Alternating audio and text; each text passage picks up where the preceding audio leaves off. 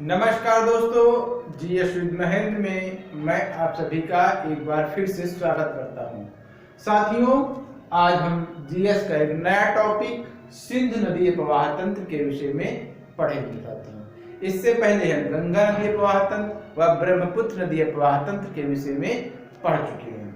हाँ, आपको एक चीज बता दूं, भारत में प्रवाहित होने वाली कुछ ऐसी नदियां जिनको पूर्ववर्ती नदियां कहा जाता है, ये प्रश्न पूछा जाता है। तो सिंधु, ब्रह्मपुत्र और सतलज नदियों को पूर्ववर्ती नदियां कहा जाता है। ऐसा क्यों कहा जाता है? क्योंकि ये नदियां जो है हिमालय के निर्माण से पूर्व भी प्रवाहित होती रही हैं। जैसा कि आपने ज्योग्राफी में पढ़ा है कि हिमालय के स्थान पर पहले क्या था? टेथिस नामक सागर था वहां पर। ठीक है, तो ये पूर्ववर्ती नदियां हैं। अब आते हैं सिंधु नदी प्रवाह तंत्र के विषय में पढ़ते हैं, सिंधु नदी के विषय में। ठीक है, तो यहाँ से बहुत अच्छे प्रश्न आते हैं। ठीक है, प्रश्न पूछा जाता है कि पंचनद कौन सी, पंचनद के अंतर्गत कौन सी नदियां आती है, पंचनद में कौन सी नदी नहीं आती है। ठीक, इस तरह से प्रश्न पूछे जाते हैं। वो सारे प्रश्न हम यहाँ पर क्लियर करेंगे। तो जो सिंधु नदी है साथियों, ये तिब्बत में मानसरोवर झील के पास एक सानोख्यात हिमनद है, वहां से प्रवाहित होती है और तिब्बत में इसे सिंगी खंबान या शेरमुख कहा जाता है साथियों। ठीक, उसके बाद ये उत्तर की ओर प्रवाहित होती है और लद्दाख के दमचोक में, यहाँ पर लद्दाख के दमचोक से भारत में इंटर करती है और लेह से होते हुए आगे बढ़ती है। तो प्रश्न ये भी पूछा जा सकता है कि लेह शहर जो है किस नदी के किनारे स्थित है साथियों? तो वो है सिंधु नदी के किनारे स्थित है। तिब्बत में इसे सिंगी खंबान और शेरमुख कहा जाता है साथियों। ठीक है, लेह शहर सिंधु नदी के तट पर स्थित है और आगे बढ़ती हुई पाकिस्तान में चिल्लड़ नामक स्थान से ये पाकिस्तान में इंटर करती है साथियों। एग्जिट कहां से करती है? दमचोक से, और इंटर कहां से करती है? दमचोक से, और चिल्लड़ से एग्जिट करती है साथियों। ठीक, पाकिस्तान में प्रवेश करती है। अब इसकी कुछ सहायक नदियां हैं जिन्हें पंचनद कहा जाता है, जो कि बहुत ही महत्वपूर्ण है, उनके विषय में पढ़ेंगे। और ये आगे बढ़ते हुए अरब सागर में गिरती है। तो पहली नदी जो है, प्रश्न पूछा था उत्तर से दक्षिण का क्रम, पंच नदियों का उत्तर से दक्षिण का क्रम। पहली नदी है साथियों झेलम नदी। ठीक है, झेलम नदी साथियों जम्मू कश्मीर के शेषनाग झील से निकलती है और आगे बढ़ती है, बढ़ते हुए चेनाब नदी से मिलती है। चेनाब नदी दूसरी नदी है जो कि बड़ा लाचा दर्रा से निकलती है, जो कि हिमाचल प्रदेश में है। चेनाब नदी, ये चेनाब नदी जो है सिंधु नदी की भारत से उत्पन्न होने वाली, यानी भारत में उद्गम है इसका, भारत से उत्पन्न होने वाली सबसे बड़ी सहायक नदी है साथियों। एक चीज बता देता हूँ आपको। फिर है रावी नदी, जो कि रोहतांग दर्रा हिमाचल प्रदेश से निकलती है। ये दोनों नदियां चेनाब और झेलम, चेनाब, रावी, ये सब जो है चेनाब नदी से मिलती है। जब झेलम और चेनाब मिलती हैं तो उसके आगे इनको चेनाब नाम से ही जाना जाता है। फिर आगे इससे रावी नदी मिलती है सराय सिंधु नामक स्थान पर पाकिस्तान में साथियों। ठीक है, फिर उसके बाद और दूसरी नदी एक आते हैं यहाँ पर, व्यास नदी अभी नहीं पढ़ेंगे, पहले ये पढ़ते हैं। राकास्ताल से एक नदी निकलती है सतलज नदी तिब्बत से, और ये आगे बढ़ते हुए जो है सिपकिला दल्ले से हिमाचल प्रदेश में प्रवेश करती है, या कह सकते हो भारत में प्रवेश करती है। आगे बढ़ते हुए जाती है, इसकी दाहिनी तरफ से रोहतांग दर्रा से एक व्यास नदी निकलती है और पंजाब में हरिके नामक स्थान पर मिल जाती है। और इस व्यास नदी के जहां पर मिलती है, इन दोनों के संगम पर ही, इस दोआब पर ही कह सकते हो, हरिके बैराज स्थित है। और इसी हरिके बैराज से इंदिरा नहर निकाली गई है। कौन सी नहर?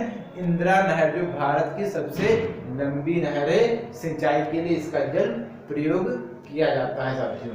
तो प्रश्न एक और यहाँ से पूछता आता है कि पंचनद में ऐसी कौन सी नदी है जिसका प्रवाह क्षेत्र जो है केवल भारत में है? तो वो व्यास नदी है साथियों। उसके बाद सतलज नदी आगे बढ़ती है, फिर इससे चेनाब नदी आकर मिल जाती है साथियों। ठीक है, चेनाब नदी फिर आगे मिल जाती है, ये सतलज नदी आगे बढ़ते हुए पाकिस्तान में सिंध नदी से मिथनकोट पर क्या होती है, मिल जाती है। ठीक है, और उसके बाद अरब सागर में अपना जल गिरा देती है। तो ये कुछ हुआ नदियों के विषय में। बता दूं साथियों, ये पूछा जाता है सिंध नदी कहाँ से इंटर करती है, कहाँ से एग्जिट करती है, झेलम नदी कहाँ पर से निकलती है। ठीक है, चेनाब नदी, फिर उत्तर से दक्षिण का क्रम झेलम, चेनाब, रावी, व्यास, सतलज। झेलम, चेनाब, रावी, व्यास, सतलज आप 4-5 बार ऐसे पढ़ोगे तो या इनका इसका क्रम बहुत बार पूछा गया। अब इन नदियों के विषय में कुछ विशेष बातें हैं जो हम लोग पढ़ लेते हैं। जैसे सिंध नदी की जो है भारत में लंबाई 1114 किलोमीटर है। कितनी है? 1114 किलोमीटर, जबकि सिंध नदी की कुल लंबाई 2880 किलोमीटर।